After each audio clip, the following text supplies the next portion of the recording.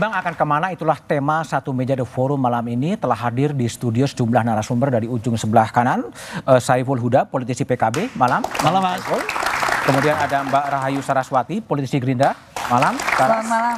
Lalu kemudian ada Bang Eriko Sotarduga, politisi PDI Perjuangan, malam. Selamat malam. Eriko, Waalaikumsalam. Kemudian ada Dekan Visipol UGM dan juga panelis debat pertama, Mas Wawan Masudi, malam. Selamat Mas malam. Wawan. Selamat malam. Dan ada peneliti senior Litbang Kompas, Bestian Nainggolan, malam. Bestian, saya akan ke Mas Wawan dulu sebagai panelis yang hadir menyusun pertanyaan. Apa evaluasi Anda, apakah debat perdana itu bisa meyakinkan pemilih-pemilih bimbang yang menurut Litbang Kompas masih 28,7%? Yang pertama, debat kemarin menunjukkan satu positioning yang sebenarnya semakin jelas antara satu kandidat dengan kandidat yang lain terkait dengan isu-isu yang selama ini menjadi perdebatan publik. Dan ini bisa dibaca dari kata-kata kunci yang muncul. Apa itu? Misalkan Pak Anies, kata kuncinya ya keadilan dan perubahan. Oke. Pak Prabowo, mari kita lanjutkan dan berkuat. Sementara Pak Ganjar mengevaluasi beberapa hal agar menjadi lebih maju. Dan ini muncul konsisten di hampir semua topik debat yang muncul, itu satu. Yang kedua, debat kemarin juga menunjukkan bagaimana gaya politik dan gaya komunikasi serta mengemas persoalan yang sebenarnya dimiliki oleh ketiga calon kita. Untuk Pak Anies semakin tegas bahwa beliau memang sangat kuat mungkin dari sisi abstraksi dan konseptualisasi, namun kadang kurang membumi. Untuk Pak Prabowo saya kira beliau mencoba untuk lebih pragmatis, isunya apa diselesaikan dengan cara apa. Untuk Pak Ganjar saya kira mencoba untuk mengkoneksikan antara persoalan yang ada di lapangan dengan rencana kerja apa yang dilakukan. Jadi ini menunjukkan gaya berkomunikasi yang dimiliki oleh masing-masing. Nah, yang ketiga satu lagi yang kita lihat dari debat kemarin, ada kesan kuat bahwa Pak Anies maupun Pak Ganjar dengan isu yang masing-masing dibawa mencoba untuk menyerang dan lebih agresif. Menyerang dan lebih agresif kepada Pak Prabowo. Sementara Pak Prabowo mencoba untuk menanggapi serangan itu mungkin dengan gaya yang sekarang jauh berbeda dibanding yang dulu, lebih santai dan lain sebagainya. Jadi hal-hal ini yang saya kira perlu kita atau bisa kita lihat dari debat kemarin, Mas Budiman. Oke, baik. Saya ke Mas Saiful Huda. Ya, Mas. Ya, kalau lihat penampilan Mas Anies kemarin, apakah ini diyakini bisa mendapatkan simpati dari pemilih-pemilih yang mungkin masih bimbang untuk menentukan pilihan?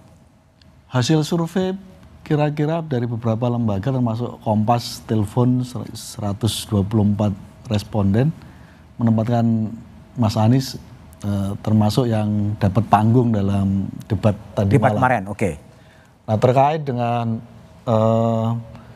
ceruk mana dan apakah berpotensi untuk mengambil 28,7, ketika kami mendapat rilis dari Litbang Kompas, kami termasuk yang meyakini bahwa kenapa ini makin membesar undecided voters untuk pilpres, sementara untuk pileg semakin mengecil.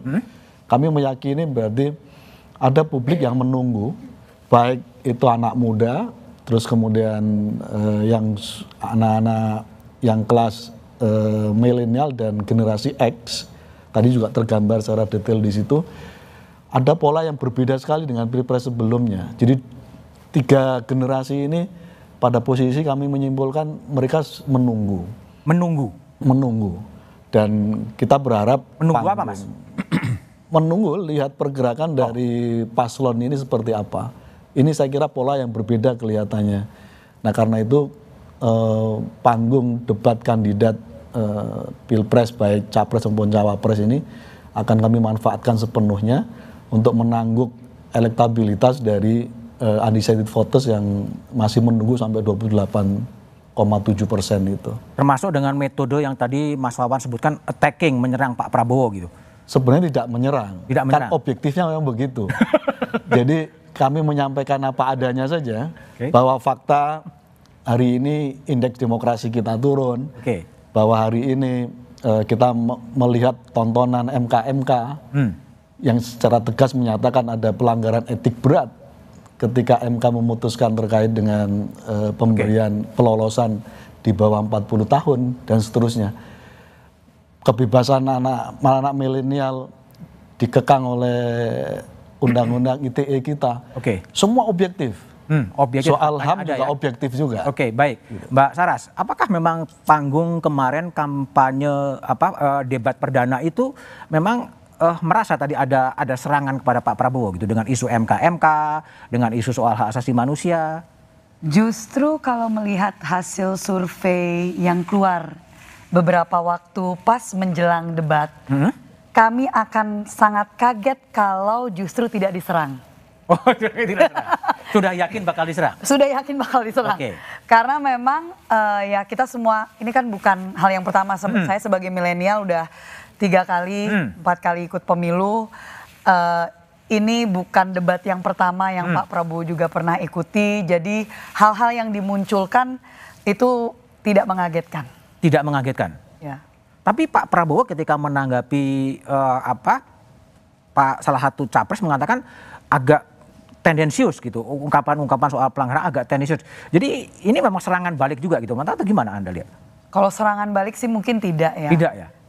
Lebih kepada menjelaskan bahwa apa yang dipertanyakan kembali lagi itu seharusnya mungkin ditanyakan kepada calon wakil presidennya yang dimana beliau masih berperan sebagai Menko Polhukam. Jadi ini tendensiusnya pun juga itu seolah-olah salah satu hal yang bagaimana tanggapan beliau padahal beliau sudah berulang kali menjelaskan. Itu kan hanya menyatakan faktanya saja. Jadi sangat tergantung juga perspektif dari semua yang menonton. Tapi kembali lagi saya rasa apa yang beliau sampaikan kita semua tidak ada yang kaget karena ya beliau selalu apa adanya. Dan performa Pak Prabowo menurut Anda oke-oke aja dalam debat perdana kemarin? Saya rasa kita semua yang sudah mengenal Pak Prabowo sejauh ini tahu beliau tidak pernah bisa disetir istilahnya, disetting gitu ya. Jadi kalau dikatakan ada yang bilang wah jauh lebih santai. Lebih santai. Tapi ada juga bilang oh kok emosian gitu. Justru kenapa sekarang menurut kami ya yang mungkin dekat dengan beliau emosinya mungkin lebih terlihat lebih jelas. Itu justru karena beliau lebih santai. Lebih santai. Jadi merasa ya udah nothing tulus. Jadi apa adanya ya pokoknya saya akan sampaikan. Kalau bahasa milenial Gen Z-nya you be you gitu. You be you.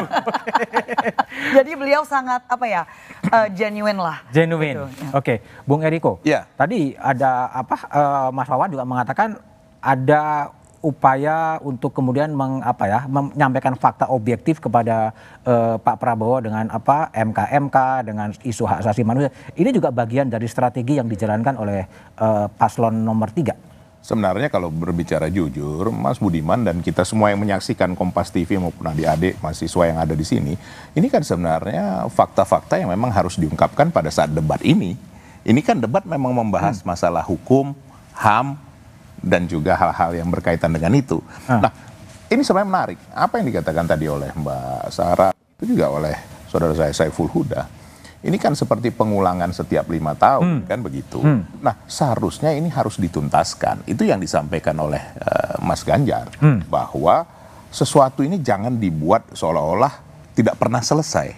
Harus ada penuntasan dari kasus-kasus ini, kan begitu. Agar tidak carry over terus. Agar tidak carry over. Maksudnya, apakah nanti dalam pemerintahan akan datang, siapapun itu di antara ketiga calon ini, itu harus bisa menyelesaikan ini. Ada satu kepastian hukum. Begini Mas Budiman, bolehlah kita berbeda pandangan dalam apapun ceritanya, pemerintah itu harus bisa menjamin tertib hukum berjalan. Oke. Dan bagaimana tertib hukum itu adalah bagian dari kepercayaan. Kepercayaan bagi yang di dalam katakan di dalam negeri maupun yang dari luar negeri. Karena kalau ini tidak tuntas, itu yang membuat setiap orang ragu-ragu. Tapi gini, Bang Eriko, apakah memang ada kesan bahwa Mas Ganjar memang main aman ya? Karena memang tadi ya Mbak Saras katakan yang menjadi cawapres dari Mas Ganjar adalah Mahfud yang sekarang berada di Menko Polhukam gitu. Sehingga agak susah untuk... Nah tadi kan kalau kita lihat, coba nanti diputar kembali kan disinggung tahun 2009 kan. Nah Prof Mahfud kan baru 2014, bukan 2009 seperti itu. Dan kalau kita melihat kinerjanya Prof Mahfud sudah banyak yang disampaikan, baik itu soal hukum, korupsi dan lain-lain. Tetapi kan tetap nanti setiap permasalahan ini harus pemimpin tertinggi yang menyelesaikannya. Nah nanti pemerintahan akan datang. Katakan kalau kami meyakini Mas Ganjar, beliau berani menyampaikan dengan tegas akan menyelesaikan hal ini. Oke. Apapun konsekuensinya. Itu akan. Ini penting sekali karena kenapa? Jangan hal-hal ini berulang lagi. Betul tadi yang dikatakan Mbak. Jadi ritual Masa 5 setiap tahunan 5 ya? tahun itu lagi yang disinggung. Masa setiap 5 tahun itu lagi yang disinggung. Lah, katakan kalau nanti misalnya lah katakan sekarang belum, Pak Prabowo nanti 5 tahun lagi maju lagi terus nanti itu disinggung lagi, kan itu kan tidak baik juga. Artinya begini, itu bukan suatu hal yang kita senang untuk misalnya itu terus yang terjadi. Isunya. Iya, Oke. ini harus dituntaskan dan bukan hanya soal kasus HAM, Pak Prabowo atau lain-lain. Semuanya itu yang disampaikan oleh Oke. Mas Ganjar. Baik, tapi yang menjadi pertanyaan publik adalah undecided voters yang 28,7% itu akan lari kemana dan bagaimana penjelasannya, tetaplah di satu meja setelah jeda berikut ini.